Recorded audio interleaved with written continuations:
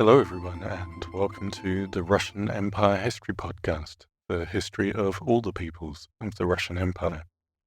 I'm your host, JP Bristow, and this is Season 1, The Forest, the Steppe, and the Birth of the Russian Empire. Episode 37, Vladimir the Great Part 2, Sacrifices and Choices. Thank you to new patron, Prince Christopher, and to the new subscribers on Spotify and Apple Podcasts. Thanks also to everyone hitting the subscribe button on YouTube. That number is growing. It'd be great if we could reach the monetization thresholds by the end of the year, which would, among other things, let me start releasing the member episodes on YouTube too. Who's listening today who's been here since the beginning? I started writing this episode 2 years to the day since the podcast started. And here we are, entering the golden age of medieval Rus. Some of you might be wondering when Season 1 is going to end, so maybe it's worth talking about plans. My initial plan was for Season 1 to last around 3 years. I expect it will be the longest season, as it's essentially intended to cover the entire pre-story from 6,000 years ago to the conquest of Kazan and the start of the Russian Empire. I'm a bit behind the schedule I originally sketched out because sometimes life gets in the way, but I hope to get there by the end of next year. After that, seasons will be shorter and more thematically focused. The rest of this season is going to be quite tightly focused on the Rus and then the emergence of Muscovy. But don't worry, we'll still be giving the other peoples their due, and then they will have a growing role as we get into the imperial period. Anyway, back to today's show. It's another shorter one, but don't worry, next episode is going to be a big one. So we left Vladimir having killed his brother and taken Kiev, looking to start consolidating and building, turning Rus from a gaggle of cities ruled by a foreign elite into one of the most powerful kingdoms in medieval Europe. Now is the time for him to start earning his sobriquet, the Great. So let's see what the tale has to say about him. The year 982. The Vyacheans went to war, but Vladimir attacked them and conquered them for a second time. The following year he conquers the Yatvingians. He returns to Kiev to celebrate by sacrificing to his idols. The elders and the boyars think it would be a great idea to cast lots and then sacrifice whoever the lot falls to. There was a Varangian from Greece living in Kiev, near the spot where Vladimir would later build the Church of the Holy Virgin. This Greek was a Christian, and he had a handsome son to whom, driven by hatred, the devil made the lot fall. So the people came and said, "The lot has fallen on your son. The gods have claimed him as their own. Let us sacrifice him." But the Varangians said, "These are not gods. They are only idols of wood. Tomorrow they will rot away. But the God whom the Greeks serve and worship is one. It is he who made the heaven and earth, the moon and the sun, and people, and gives us life.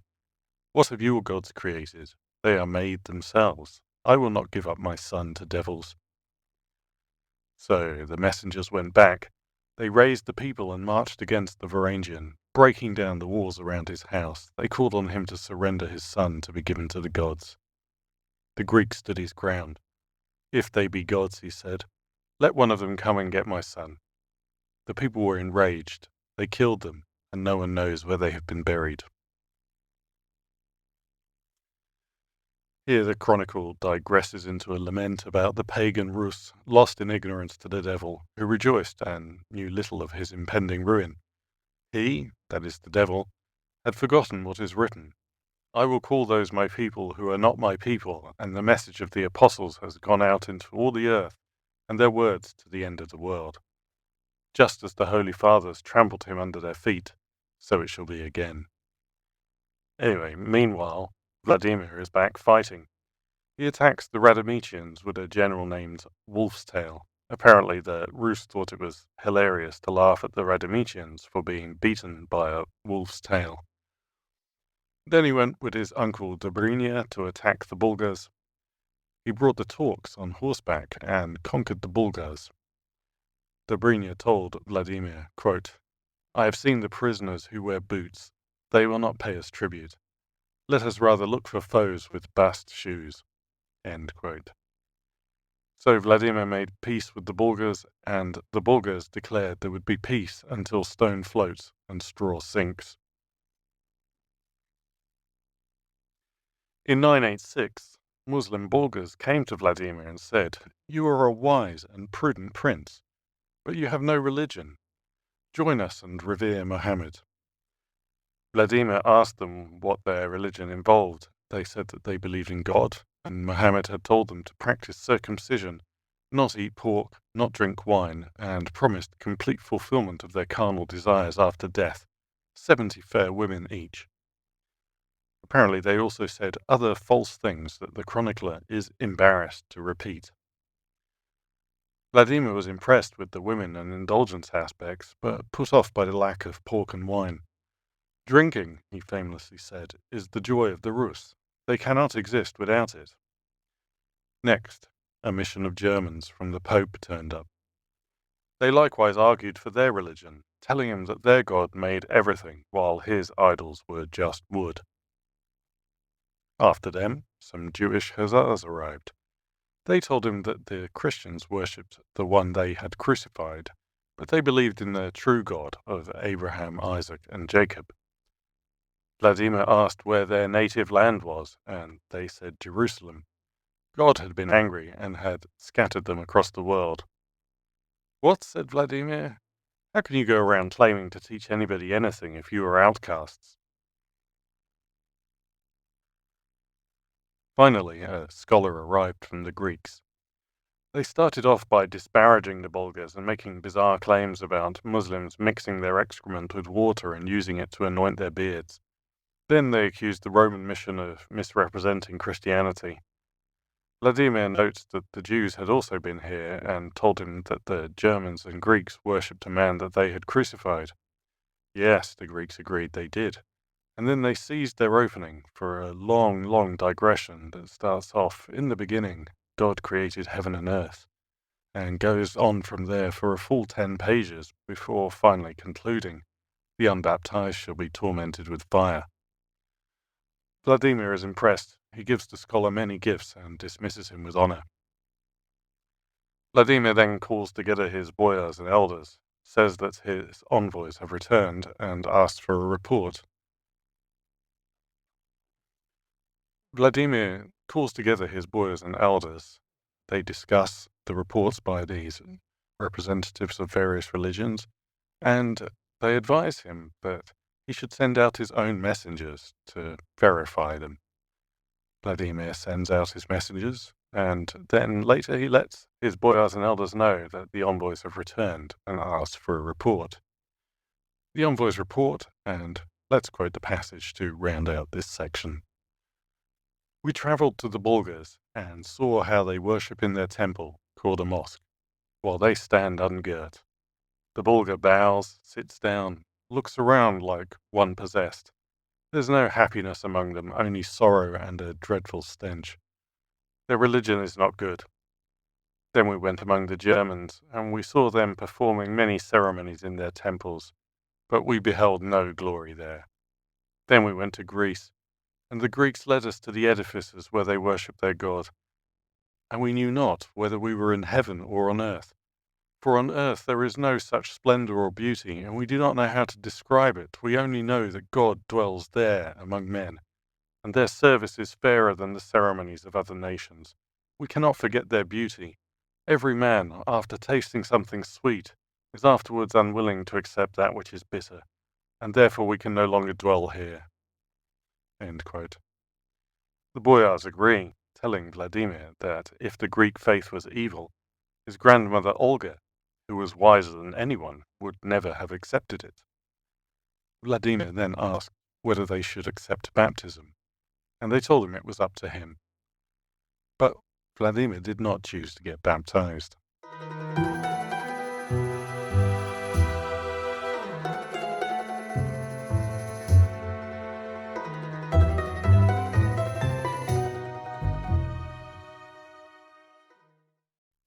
So, after an interlude of relatively straightforward chronicle over the last couple of episodes, I think you can see here that we are once again venturing into the metaphorical or propagandistic here. The reason is clear enough. We're coming right up to the conversion of Rus, and so the chronicler is going to be picking up on the story arc that started back with Olga. But I'm not going to cover that in too much detail today. That's all going to come together next time. Besides Vladimir's continuing campaigns of conquest, the most important parts of this section of the tale are the story of the Varangian martyrs and what we might call the religious advocates, which combine the factual and the programmatic aspects of the chronicle. The tale of the Varangian martyrs starts off simply enough. Vladimir, who has so far been depicted as a warmongering, womanizing pagan, returns from one of his campaigns and decides to make a sacrifice to his idols. The chosen victims turn out to be Christians.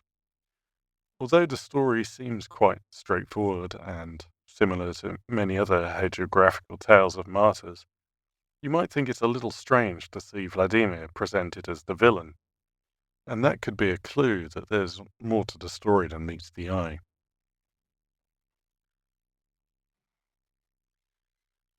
Although, as we've heard previously, there had indeed already been Christians in Rus for a couple of generations, and the archaeological record shows cross pendants and other Christian attributes in graves from the mid-10th century. This episode, which is probably almost entirely invented, is actually the framing device to open the story of Vladimir's conversion, which the chronicler effectively sets out in the first line.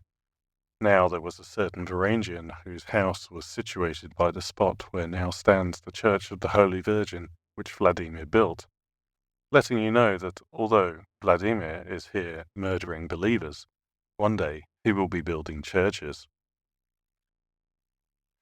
All we have seen so far of Vladimir is a fratricidal pagan warrior consumed by lust, so building churches is obviously going to be a major transformation.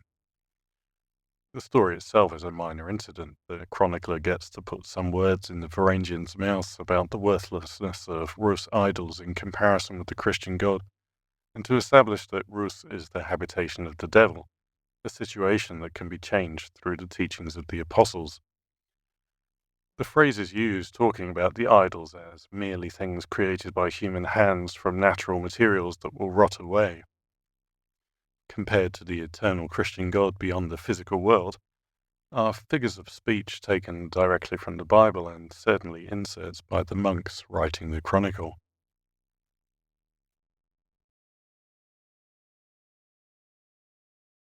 In the Bible, the apostles were the 11 disciples other than Judas.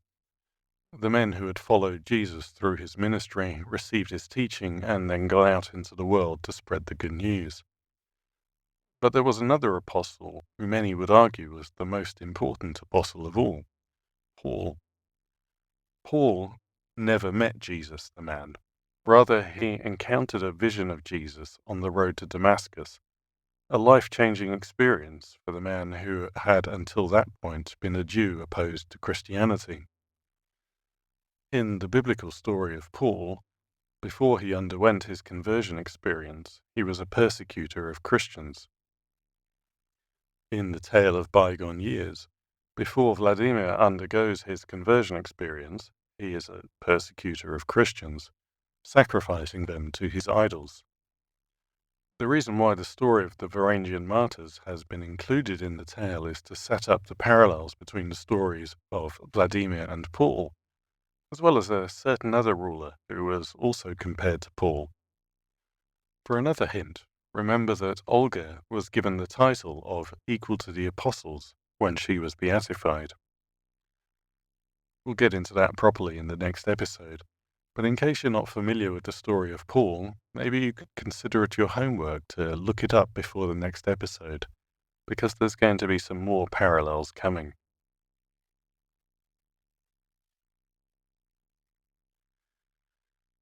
In case anybody is wondering, Although we know that Scandinavians made human sacrifices, and there are some references to the Scandinavian Rus doing the same, we do not have any evidence of human sacrifice among the early Slavs, or any actual evidence that the 10th century Rus were carrying out human sacrifices like this.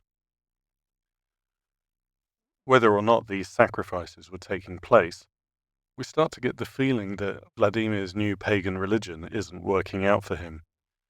This is quite understandable since, as mentioned last episode, it didn't provide the necessary institutional structure to serve the purpose of a state religion effectively. And although there are those considerations of asserting independence through state religion, there's also the ability to develop alliances. Vladimir might have been starting to feel a bit isolated. There were Muslims to the east, Greek Orthodox Christians to the south, German Catholics to the west, including the population of those towns across the Bug that he had recently conquered. Even in the north, friends who had sheltered him or sought shelter of their own at his court were busy Christianizing Scandinavia. We can read some signs of this in some of the Scandinavian sagas, which describe Olaf Tryggvason staying at Vladimir's court, and how he, who would become Saint Olaf just a few decades later, declined to take part in Vladimir's pagan rites.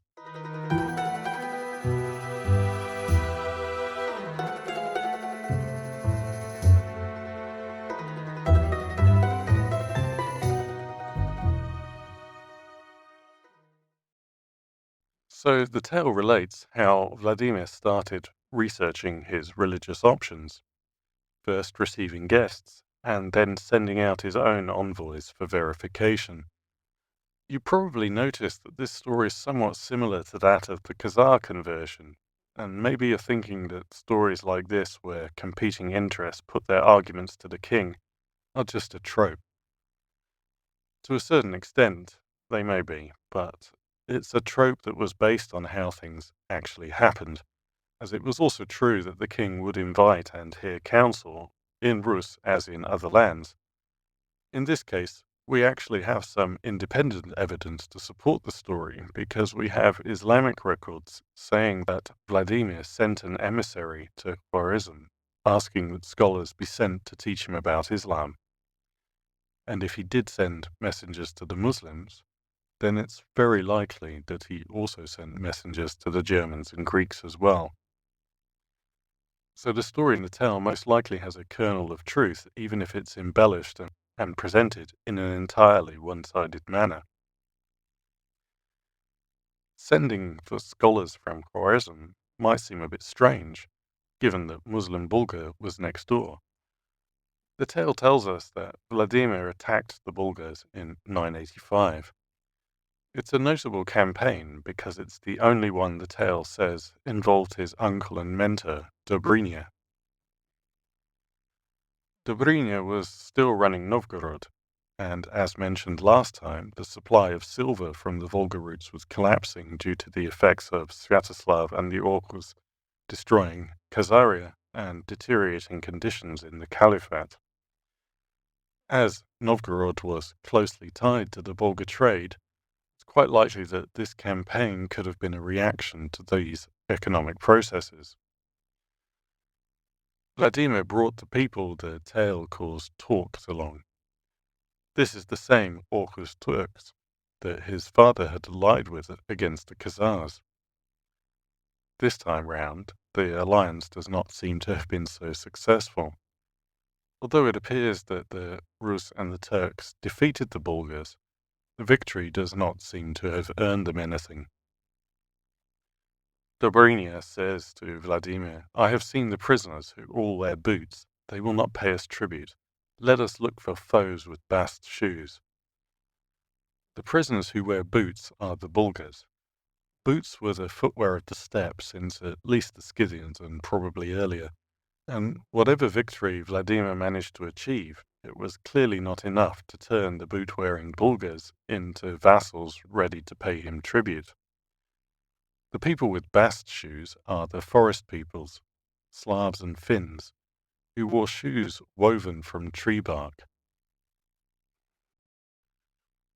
In the tale, after the campaign is over and an eternal peace has been concluded, the Bulgars come to tell Vladimir about Islam. They're obviously familiar with their audience and his interest because they try to persuade him by offering 70 fair women to keep him amused in the afterlife. They miss their target, though, by prohibiting pork and drinking, provoking Vladimir's famous response that drinking is the joy of the Rus.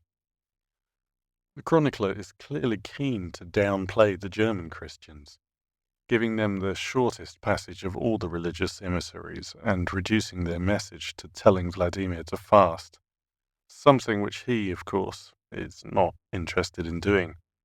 Once again, a German mission to convert the Rus just can't find the right approach.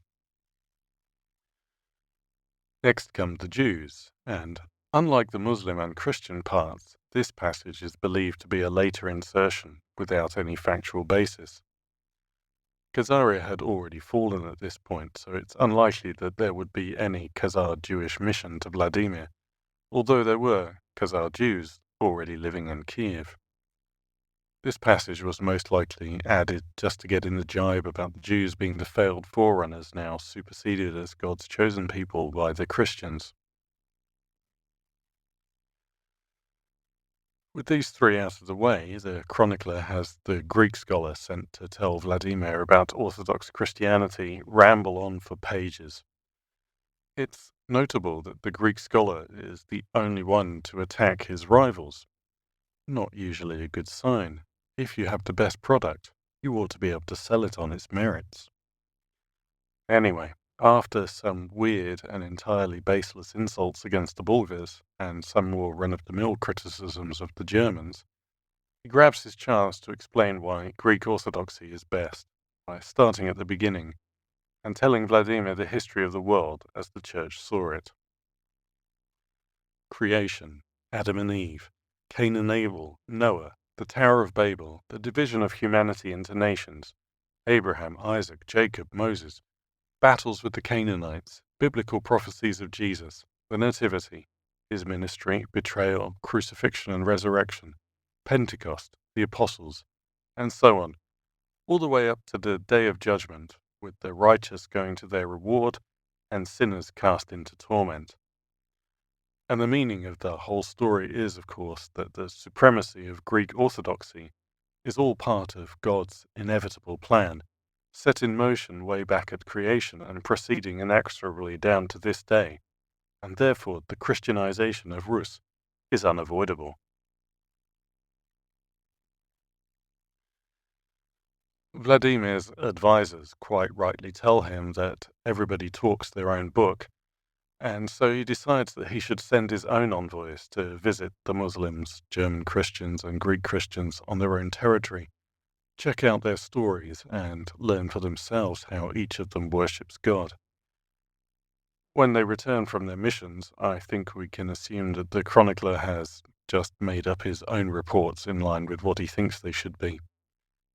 The Bulgar Muslims are unhappy and stink. The Germans' worship is empty, devoid of any sense of glory. In contrast, the Greeks worship in indescribable splendor such as never been seen on earth. Their churches are literally heavenly. Having seen them, nothing else will satisfy. Okay then, it's always helpful when there's a clear-cut winner. But although Vladimir seems to be convinced, this does not result in any action at this time. Even if we allow that it's true that some kind of mission took place, the story is a little strange. Muslims and Jews had been living in Kiev practically as long as the Rus. If Vladimir's campaign against the Bulgars had been successful, he would have had Muslim subjects to go along with the Christian subjects that he already had. It's quite improbable that Vladimir would actually have needed outside help to inform him what these religions were. The more likely scenario here is that Vladimir is managing his retainers. Recall that Sviatoslav had rejected Olga's attempts to convert him on the basis that his men would have laughed at him. The purpose of these audiences with religious representatives and the reports detailing how impressive the societies they came from were could be part of an effort to build consensus for the eventual choice. Vladimir may have learned something from the imposition of his state paganism. It's very possible that the reaction seen in the tale, that his idols and sacrifices were seen as something alien and had difficulty gaining popular support, echoes the actual real-life reaction. If that is the case, Vladimir may have realized that he needed a broader base of support for his next attempt at religious innovation, and therefore he needed to conduct a campaign to persuade the Rus notables to throw their support behind the conversion, rather than imposing it as a top-down decision. This could also be the reason why, even though Vladimir seems to have been convinced in favor of conversion to Orthodoxy, he does not actually make the move to convert at this time. One other thing that we can see is that he seems to have already decided on the kind of religion he wanted. All the candidates are monotheistic with a strong literary tradition and a structure that would enable a uniform, unifying tradition to be imposed across a diverse population. And we can also see that that population is continuing to expand, even while Vladimir tries to come up with a way to consolidate it. He's out there campaigning almost every year, re-establishing dominance over tribes that had drifted away while Sviatoslav was campaigning in the south, or bringing entirely new territories and people into Rus.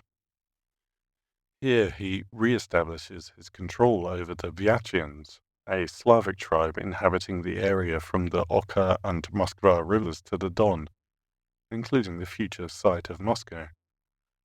He also conquers the Yatvingians, a Baltic people living across what is now Belarus, Lithuania, and Poland, who are ancestors of modern Lithuanians, and the Radimichians, Slavs living around the upper Dnieper and Desna. But now the stage is set for what I think it's fair to call the defining event of his reign. Join me next episode as we try to figure out what actually happened at the conversion of Rus, and what the tale wants us to think happened. It's been a while since I asked, but if you are enjoying listening to the show on a platform that lets you rate or review, please consider taking a minute to do so. Thank you for listening, and until next time, goodbye.